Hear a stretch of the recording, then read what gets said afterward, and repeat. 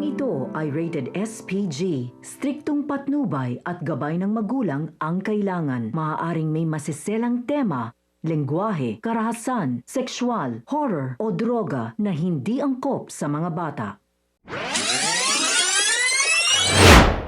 Isang mapagpalang araw mga kapamilya and welcome back. Narito ang mga dapat nating pakaabangan sa FPJ's Batang Quiapo. Pero bago ang lahat, kung bago ka pa lamang dito sa akin channel ay baka naman pwedeng makahingi ng isang like, share at subscribe. Buong akala ni Rocky Boy ay tuluyan na nga siyang magtatagumpay sa matagal niyang plano. Pero mababaliktad ang lahat dahil siya ngayon ay malalagay sa alanganin. Kung paano ito mangyayari ay sabay-sabay nating abangan sa dulo ng bidyong ito. Tuwang-tuwa si Rocky Boy dahil tila pinaglalaroan na lang niya sa kanyang mga palad ang buhay ni Tanggol at ng mga kaibigan nito. Matapos kasi silang pumalpak na maubos ang mga gerero at buhay pa rin itong si Miguelito ay isasagawa na nga niya ang kanyang plan B kung saan tatapusin niya na nga ang mga kaibigan ni Tanggol at ang mag-amang Tanggol at Ramon. Sa kabilang banda, matapos makulong ang lalaking nagtangkang pumatay kay Roberto ay agad siyang pinagtulungan ng ilang preso sa loob ng selda. Sinubukan nila itong patayin dahil utos daw ng nasa taas. Buti na lamang ay narinig ni Ponggay ang kaguluhan kaya madali niyang pinuntahan ang selda.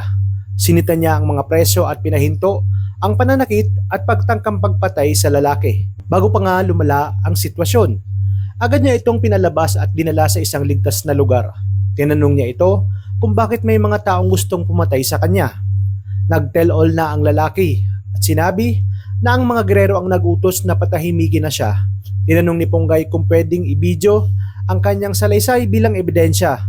Pumayag ang lalaki at sinabi na siya ang inutusan ng mga gerero para pagtangkaan si Vice Mayor nang sa gayon makuha nito ang simpatsya ng taong bayan. Dagdag pa niya na matagal na siyang hired killer ng mga gerero at handa niyang patunayan ito. Dumako naman tayo kina Tanggol kung saan ginagawa na nga ni Rocky Boy ang kanyang plano. Isa-isa niyang pinatumba ang mga kaibigan ni Tanggol at sinabi niya sa kanyang sarili na umaayon sa kanya ang pagkakataon at hawak niya na ngayon sa kanyang mga palad ang buhay ng mga ito. Ang hindi niya alam ay nabusesan siya ni Ramon at Enteng at dito sinundan nga siya at kitang-kita nila ang pagtanggal nito ng kanyang maskara. Ang tumambad sa kanila ay walang iba kundi si Bernard. Ibig sabihin nito ay pinaikot lang sila at tinraidor nito. Nalaman din nila na Rocky Boy ang tunay nitong pangalan. Sakto naman at tumawag noon si Ponggay upang makausap si Tanggol. Kaya agad na nakausap ni Enteng itong si Ponggay at humingi agad siya ng tulong. Wika ni Enteng na si Bernard umano ang traidor na gusto silang ubusin lahat. Hindi pa nga daw niya alam kung ano ang motibo nito. Di na nga nagsayang pa ng oras si Ponggay at agad na dumating sa hideout. Maingat at dahan-dahan siyang pumasok upang makorner ang nakamaskarang si Rocky Boy. At dahil may taglay ding galing itong si Ponggay, ay hindi na nga nakapalagpa itong si Rocky Boy. Dito na lumabas sina Enteng at Ramon para back-upan siya. Kahit nang hina pa sila, ay agad nga nila itong naigapo sa isang upuan upang ibulgar ang pagkakakilanlan nito sa likod ng kanyang maskara. Kaya naman sa oras na magkamalay itong si Tanggol, pabawian niya ng matindi ang kahayupang ginawa ni Rocky Boy sa kanya at sa kanyang mga kaibigan. Kaya mababaliktad ngayon ang sitwasyon at ang ending ay naging palpak na naman ang plano ni Rocky Boy.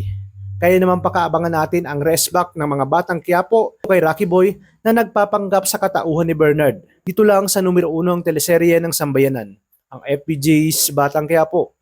Maraming salamat sa inyong panonood at pagpalain tayong lahat, kapamilya.